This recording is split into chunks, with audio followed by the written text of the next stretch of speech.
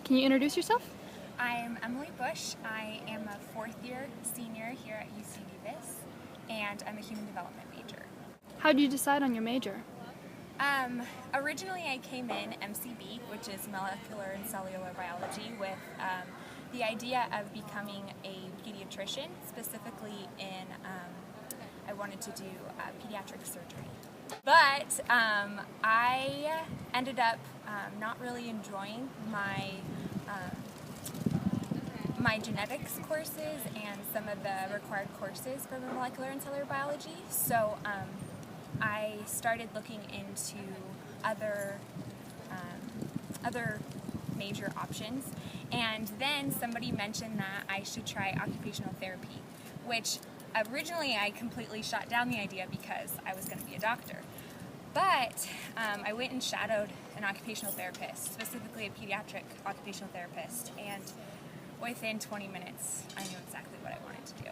It was that easy. I just found the right thing for me, and I went to my academic advisor and asked what specific major would meet the class requirements for occupational therapy grad school, and I found human development, which is where I am now.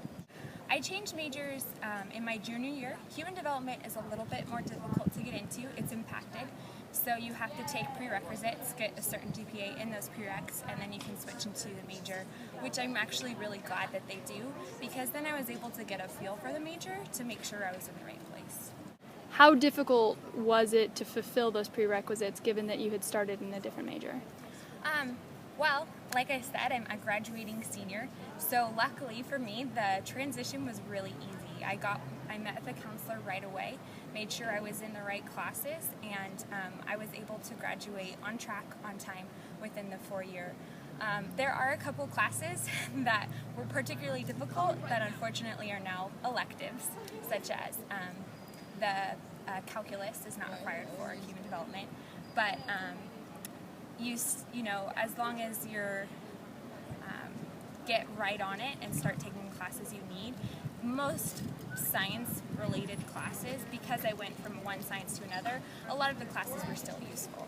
So tell me about your job shadowing. How did you actually get that experience? Well, originally, my first job shadowing was with an occupational therapist in Sacramento with a program called Easter Seals.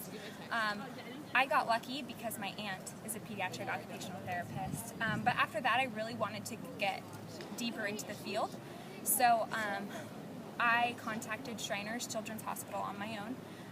I filled out an application to volunteer there.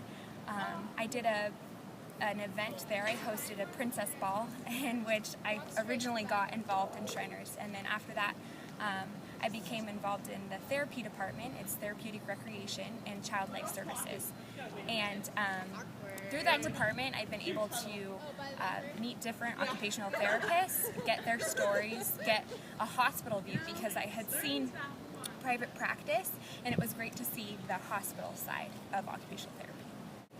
I haven't done any study abroad programs, but I have done a couple different internships, just kind of making sure that occupational therapy is where I want to be. So I looked into physical therapy. I met with actually the athletic department here hosted a career night where there's a couple of physical therapists on one of the boards, and I talked to one of them, and he works at Sutter. So I looked into physical therapy just to make sure that occupational therapy was what I wanted to do.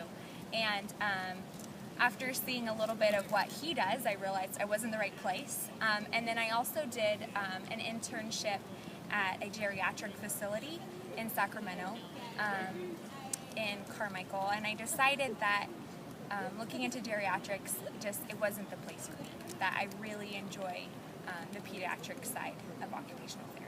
So I wanted to make sure that I explored all my options. That way, applying to grad school, I know right off the bat the emphasis I want to go into. And I had contacted the College and Career Center to set up an internship at the UC Davis Med Center, or the medical hospital. But I found that my time at Shriners is pretty time consuming, so I think for right now I'm just going to stick to there. Do you feel like you've gotten enough experience with those internships that you'll feel confident applying to grad school? Yeah, great. Actually, I've been volunteering at Shriners for over a year and a half now. So I just got my medallion for over 100 volunteer hours. I also volunteered in a facility for disabled children in Peru, in an orphanage, for 2 months. So I also have that work experience. I had that previously coming to UC Davis. My parents let me go to Peru by myself when I was 17. But I really feel very prepared, both academically and in work experience. I feel like I've been able to see a broad enough amount of children with different circumstances in different settings, and I feel like I have a really good grasp on the subject and what I want to do, and I also think that I have enough drive and excitement for my future career that it's going to help me get through the grad school program. Right now I am applying for a couple schools.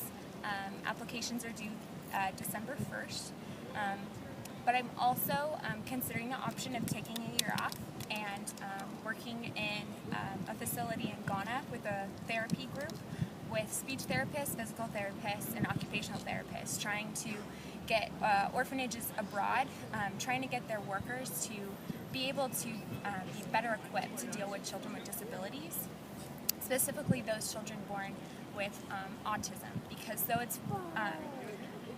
it's being diagnosed really well here in the United States, unfortunately, abroad, and especially in developing countries, they're having a hard time diagnosing the specific disabilities of children. So right now I think I'm going to see how grad school applications go and make that decision at that time if I want to defer and wait for a year and do that program, which I think will better equip me to go to school, or if I want to go straight into the program. How'd you find out about the program in Ghana? I did some research. I found that, like I did with Shriners, that if you really want to do something and you go looking for it, you can find a lot of great opportunities. I've really considered myself very blessed to have the opportunity to do athletics and to be a student here at UC Davis. I think it's just been an amazing opportunity. I think that it's great because you sit in a classroom and you have a scheduled break, and it is a lot of time. It's a lot of time and it's a big commitment, but I feel like if it's something that you really want, it's a very worthwhile commitment. And at the end of school, it's been an amazing thing to say that I was a Division I athlete for 4 years, as well as getting my degree from one of the top universities in the nation. I would suggest exploring your options. I think it's really important freshman year, especially if you don't have a declared major, to dabble a little bit in various subjects that are cohesive with your general education, because you have GE requirements. Everyone has them. So start with your GE requirements. Take a couple different courses from international relations to communications to biology, and see what fits you best. And I think once you find an area you're interested in, that's when you start looking for careers. If you already know what career you want to go into, then that's a great start. You're ahead of the curve. And then in that case, I would suggest going and seeing advisors, seeing, what, if you're going on to grad school, what that entails and what classes you need to take. That way you can make sure that you have the right major for your career path. I know for my freshman orientation in the biological science group, I think it would be great for all of the counselors working there who help the freshmen get signed up for classes to really emphasize the importance of easing into your freshman year. I think a lot of the reality is all of the students here at Davis are top-notch students. They're 4.2 students coming out of high school. They are great students, and they're used to being busy, and they're used to being at the top of their class. So they come in and they take 16 units, 14 units of really difficult classes, and then they find themselves drowning halfway through the year. I think it would be really great to make sure that those students are starting off with 3 difficult classes, or just making sure that they really ease their way in. And then also making sure that everyone knows all of the resources available, because I have found over the past 4 years that there are so many resources available that I didn't even know about.